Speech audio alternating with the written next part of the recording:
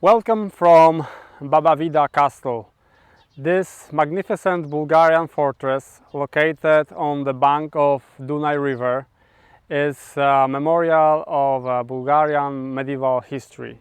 Today I will tell you the whole history about first Bulgarian Empire, how it came that Bulgarians, Turkish origin people, came here near the Dunaj and settled here in the 7th century. Then I will discuss with you their wars against Avars, Byzantines, Hungarians, and finally, in the end of this episode, I will tell you about the collapse of the first Bulgarian Empire in the beginning of 11th century. This is Ziemowit about history. Subscribe to my channel and keep on watching. For the first time, Bulgars are mentioned in Byzantine sources in the late 5th century AD. They were aiding Caesar Zenon against Ostrogoths. In this time, they were living north to the Black Sea on the Eurasian steppe, and they were Turkish nomads. But in the middle of the 7th century, Khazars, another Turkish tribe living north to the Caucasus, attacked them, and the great Khan Kubrat fell fighting the Khazars. And then the old Great Bulgaria splitted into three parts. One of them flee to the north and to the east.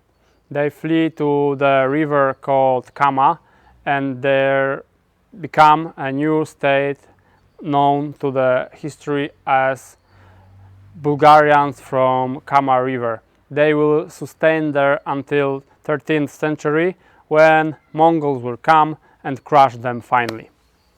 Two other pieces of Great Bulgaria moved to the west, and the smaller part went to the southern Italy, and the main Bulgars, the one that we'll speak about today, came to the southern part of the Dunaj River, and in the present day Bulgaria, in this castle Baba Vida, when we are today, this is the territory where they settled in 680.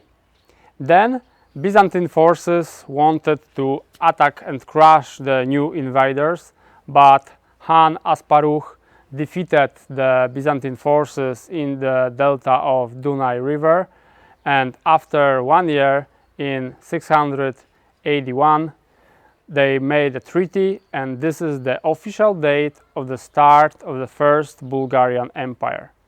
Byzantines were forced to pay annual tribute for the Bulgarian Khans, and Bulgars were ruling here over some Slavic tribes, because Slavic people came here around 100 years before, and now they will cooperate with Bulgars, and in the time the Bulgar culture will mix with the Slavic one, and the Slavic will be the stronger. And in fact today Bulgarians are known as a Slavic tribe, as a Slavic people, beside their Turkish origin.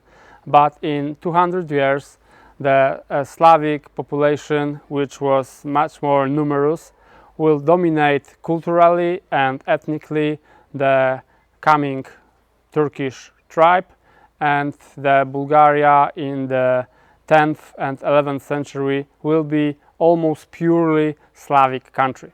After this Byzantine defeat in the late 7th century, Byzantine diplomacy sent a lot of gold to Khazars to ask for their aid against the Bulgars. And Khazars were very eager to help for the gold, so they invaded the new Bulgarian territory, and around 700 AD, Han Asparukh died fighting with Khazars. But Khazars were only mercenaries here, and then they couldn't conquer the whole Bulgarian territory, so the state sustained. And the next Han, Han Tervel, will lead the Bulgarians for another 20 years, and it will be a glorious time for Bulgarians, because Caesar Justinian II was exiled by the usurper, and the usurper will take the throne in Constantinople. Caesar Justinian II will flee to Khazars. He will marry Khazarian princess, but then Byzantine diplomacy will be able to arrange a plot to kill him. So he flee to Han Tarvel to Bulgaria, and with his aid he will attack Constantinople in 705.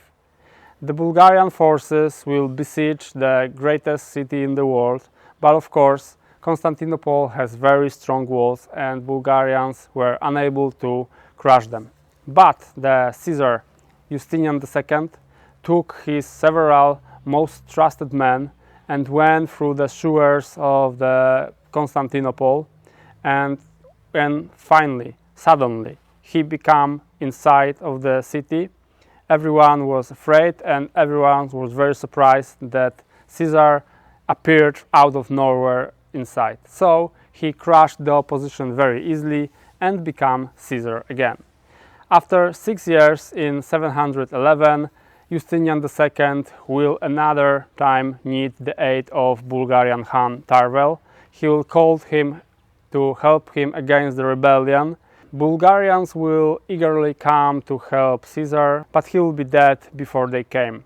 So the new Caesar gave them some gold and they fled away. But now the Byzantine Empire will fall in a few years with constant civil war, no sure long-standing Caesar on the throne, and the Bulgarians will use this opportunity to raid Byzantine territories in the Balkans. Also, Arabs will try to use this opportunity to crush Constantinople once and for all. And in the year 717, great Arab navy, accompanied with great land forces, will land near to Constantinople. It is said that it was 100 soldiers, and they will besiege the city and will try to take this very big, probably the biggest city in the world in 8th century. But they will not manage to crush the Constantinople wall until the winter, and the winter will be very strong. So the snow will lie on the ground for 100 days, and this is very unusual in this geographical part. So in the spring, when Arabs were frozen and very tired of this siege, they get some reinforcements, but Bulgarian Han Tervel will come to aid Constantinople, and he will crush Arabs on the field and they will flee. Very few Arabs will manage to flee from the siege of Constantinople. Thanks to Bulgarian aid, Constantinople will stand for another almost 1000 years. Because if Constantinople would fall, I think Byzantine Empire would disappear in the 718, because they were so weak in this time and Arabs were so strong that if they managed to conquer their capital, whole empire would split into small parts and will disappear from the cards of history. Then, after Han Tervel's death, there will be like 50 years of peace between Bulgars and Byzantines. Byzantines will have their own problems. They will fight Arabs in the east, and Bulgars will try to conquer more territories into the north and the west, where Avar Kaganate will fade away. So they try to take these territories in present-day Romania and present-day Hungary. After almost half of century of peace, Greeks will want to fight Bulgaria and reconquer territories lost to this Turkish nomad tribe. In 759, Caesar Constantine will attack Han Vinek, and the Han will won the battle against Byzantines, but he wanted to make another peace with them and collect tribute, not to push them forward and conquer new territories to the south. The Bulgarian aristocracy will be upset with this attitude, so they will kill the Han and put Telek, new Khan, on the head of Bulgarian forces. He will try to fight Byzantines, but 4 years later the counterattack of Byzantine forces will crush Bulgarians, and when Han Telek loses the battle, he also loses his life, because now aristocracy don't want to have Han who is not victorious in the field. Another Han, Kardam, will sustain some time of peace between Bulgarians and Byzantines, but in 791 the Byzantine forces will attack again against Bulgaria, and Kardam will be successful. He will won the battle, but in another year another bigger Byzantine army will invade Bulgaria again, and only in the very cruel and bloody battle the Bulgarian Han will be able to defend his territory. He renew the obligation for Byzantines to send them annually gold tribute, but they will send it only for 4 years. After this couple years, they will send them a piece of horse shit instead of gold, and this will be, of course, very big insult and casus belli for another war. But now two big forces met together, didn't fought, they make negotiations, and finally Byzantine Emperor again agreed to send gold annually for the northern neighbors for Bulgarians. Now they have opportunity to gain some territories in the north, because Avar Kaganate will be almost annihilated by the Frankish forces in the west, so Bulgarian Huns will conquer almost whole Pannonian territory in the middle part of the Dunaj River. In the beginning of the 9th century, new Khan will come to power. His name will be Krum, and his first action will be to crush Byzantine fortress in Sofia, today present Bulgarian capital. He will conquer Sofia in 809 and will burn it to the ground. Emperor Nicephor will swiftly move his forces to the north, reconquer Sofia, and in the next year he will destroy Pliska, the capital of Bulgarians. Now he will take his revenge on them and will push them north to the mountains, when Han Krum will hide with his forces. In another year, in 811, on the pass Virbica will be a great battle between Byzantines and Bulgarians. Byzantines will have overwhelming forces and will try to crush Bulgarians for the final time and destroy their country, but they will fail. The Virbica pass will be the grave for thousands of Byzantine soldiers, and Krum will kill Nicephor himself.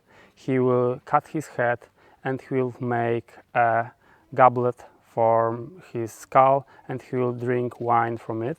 And also Emperor's son will almost die fleeing from the battlefield. So the Bulgarian forces will be very victorious, and now they will push Byzantines to their capital, to Constantinople. And in 813, Krum will stand under the gates of Constantinople, and they will agree that he will just point his spear into the Byzantines' gate, and this will be a symbolic sign of victory of Bulgaria. Byzantines will pay annual tribute as always, and he will come home as a victorious warrior. When he approached the gate, Byzantines started to shoot it from the bows to him, and he almost did alive, escaping from the gate of Constantinople. When he was going home, he swore that he will burn Constantinople to the ground. But in another year, he will die, so his promise will never be fulfilled. His son, Presian, will be the one who will conquer some territories to the south and to the west. Territories inhabited by Slavic tribes who were living under Byzantine rule, but they revolted in 837. So Emperor Leon will call Bulgarians for help because he was fighting Arabs in the east and he was unable to move his forces swiftly to the west to crush the rebellion of Slavic tribes. But Han Presian will conquer these territories in his own name, and he will extend Bulgarian Empire to the south and to the west. He will conquer a territory of northern Greece and Macedonia. Then he will focus on Serbs. Serbs were a strong Slavic state in the west of Balkan Peninsula, and he will try to attack them twice. In the first and in the second time he failed. Serbs were so good warriors that they were able to stop very strong Bulgarian forces. Finally, in the middle of 9th century, even the Presian's son will go to prison to Serbians. And then another Han, Han Boris, will emerge as a new Han of Bulgarians. He will have another problem to solve because in the northwest, strong Great Moravian Empire, a Slavic empire, will emerge and they will push Bulgarians from their side. Also in the south, Byzantines will grow in power and will think about reconquering lands lost in 8th and in the beginning of 9th century. Han Boris had some troubles inside, and finally in the year 863 there will be great earthquake, and he will think that this is a sign from God, then he should change his faith. So he converted to Christianity, and Bulgaria will become an Orthodox Christian country in the late 9th century. His name, his baptism name will be Michael, and Michael III, Byzantine emperor, will be his godfather. Han Boris, now known as Michael, will be a ruler for another few years, and then he will go to monastery to pray for Bulgaria, and his son Vladimir will become a new leader of Bulgarians. But Vladimir don't wanted to be Christian, so he threw away the priests and again the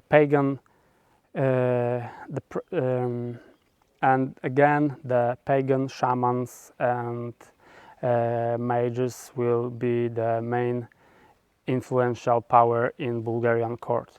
After 4 years, old Khan Boris, Saint Michael, will move from the monastery, will raise army, and will crush his son in the battlefield. After his victory, he will blind Vladimir, and he will put on the throne his younger brother, Simeon. Simeon was an extraordinary guy because he was raised in Constantinople. He was fluent in Greek. He was very good in philosophy. He was well educated, and now he became a new leader of Bulgarians. So now the old Han Boris Michael will have to leave his monastery again and aid his son to fight against Magyars.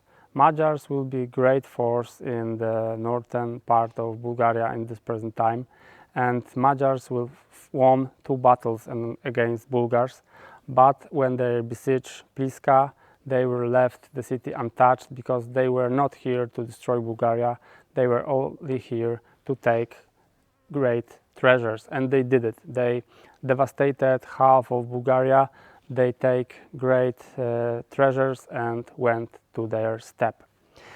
Hungarians will ride Bulgaria for another 100 years, but now they left them alone, and Tsar Simeon will try to strengthen his country by attacking Hungarians, of course. He will unite with Pechengs. Pechengs will be another Turkish tribe from the east, and they will fight Hungarians in present-day Moldavia. They will win decisive victory on the banks of Boh River, and then Hungarians will lose this territory once and for all the time. They will move to Transylvania, to Hungarian valley in the higher run of Dunay River. They will be not again in the present-day Ukraine, let's say so. Then Simeon will go to Constantinople with his army, but not to conquer the city, but to become a new Byzantine emperor. Because as he knew Greek, and as he was Christian, as he was very skilled in philosophy and rhetorics, he thought he can become a new Caesar. But they don't wanted him now. He just make an agreement that his daughter and the emperor's son will join together, and their son will become a new ruler of both Bulgaria and Byzantium. But this plan didn't work, so Simeon conquered another territories in Greece, and the Bulgarian Empire will reach Adriatic Sea in the times of Tsar Simeon the Great. This will be a top performance of Bulgaria, the greatest geographical range of the state, but after his death in 927, new Tsar Peter, will be the one who will be responsible for the fall of Bulgarian Empire. The main reason was the very big cost of wars led by the Tsar Simeon, and also he had three very strong opponents at this time. The first one were Magyars, as I spoke before. The second one will be Kievan Rus, that will emerge to great power in 10th century. And the third will be Byzantines under the new dynasty, the Macedonian dynasty, who will make the Byzantine Empire great again. So in the second part of 10th century, Emperor of Constantinople will call Kniaz Światosław, the Kievan Rus Kniaz, to attack Bulgaria. And he will do it with joy. He will crush almost all Bulgaria in the year 968. And after crushing Bulgarians, he will move on Constantinople to conquer this great city. But then he will be stopped in the battle in 971, so Bulgaria will be free again, and Światosław will die in the following year, killed by the Pechengs. Then Basil II, new Byzantine emperor, will come to power, and he will make his promise to destroy Bulgarians. He will lose a battle in 986, but this will be the last great victory for Bulgaria. Then he will learn from this defeat, and he will become biggest enemy of Bulgarians, and he will conquer this land step by step, taking territories in the west, in the northern Greece, in Macedonia, and then in the Bulgarian heartland. And in the year 1014, under Clydon, there will be the greatest battle of the beginning of 11th century for Bulgaria. They will lose the battle against Byzantine Emperor Basil II, and he will crush whole Bulgarian army, and now he will be known as the Basil II, the Bulgarianslayer. After 4 years, there will be no Bulgaria left on the political map of the Balkans. All their territories will be conquered by Byzantines, some will be conquered by Magyars, Hungarians, and some will be conquered by Serbs. So the first Bulgarian Empire collapsed in year 1018 and will disappear for almost 200 years. In the end of 12th century they will emerge again, but this is completely another story, and now I invite you to listen to it, to listen the story about Second Bulgarian Empire. Subscribe to my channel and see you later.